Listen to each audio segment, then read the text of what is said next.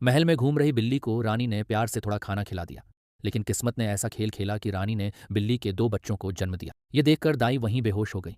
रानी खुद भी डर गई, क्योंकि उससे पहले 3 रानियों ने बेटों को जन्म दिया था। फिर भी राजा ने रानियों को मरवा दिया। अब जब युवा रानी ने बिल्ली के बच्चों को जन्म दिया तो उसका क्या होगा। तभी राजा बच्चे को देखने कमरे में आ गया। रानी ने जल्दी से उन बिल्ली के बच्चों को मिट्टी के घड़े में छिपा दिया और राजा के सामने सिर झुका लिया। राजा ने पूछा, बच्चा कहाँ है? डर के मारे रानी ने झूठ बोला कि उसने किसी बच्चे को नहीं, बल्कि गंदा और बदबूदार मांस का लोथड़ा जन्म दिया है, जिसकी बदबू से दाई बेहोश हो गई। यह सुनकर राजा बहुत गुस्सा हो गया और उसने रानी को महल से निकालकर एक टूटे फूटे वीरान किले में भेज दिया। रानी ने राहत की सांस ली और अपनी दासी के साथ उस पुराने किले में रहने लगी।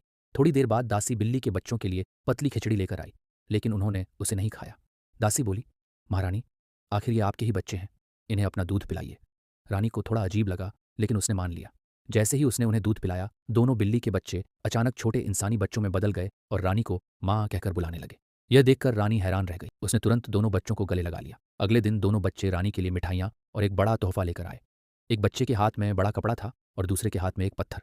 रानी यह देखकर घबरा गई, क्योंकि वह राजा की शाही मुहर और रानी बनाने वाला आदेश था। तभी दासी ने बताया कि राजा की शाही मुहर और आदेश गायब हो गए हैं और सैनिक उन्हें ढूंढते हुए यहाँ आ रहे हैं। इतने में दोनों बच्चे फिर से बिल्ली बनकर छिप गए। उसी समय राजा वहां पहुंच गया और पूछा, मेरी शाही मुहर और आदेश यहाँ कैसे आए? रानी ने कहा, मुझे कुछ नहीं पता, शायद कोई चोर डर के मारे यहाँ छिपा गया होगा।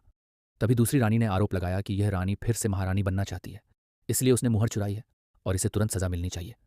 उसी समय दोनों बिल्ली के बच्चे सामने आ गए। उन्हें देखकर बड़ी रानी हंसते हुए बोली, बेचारी पहले ही बिल्लियों के बीच रह रही है, इससे बड़ी सजा और क्या होगी। यह सुनकर राजा अपने सैनिकों के साथ वहां से चला गया। इसके बाद रानी अपने बच्चों के साथ खुशी खुशी रहने लगी।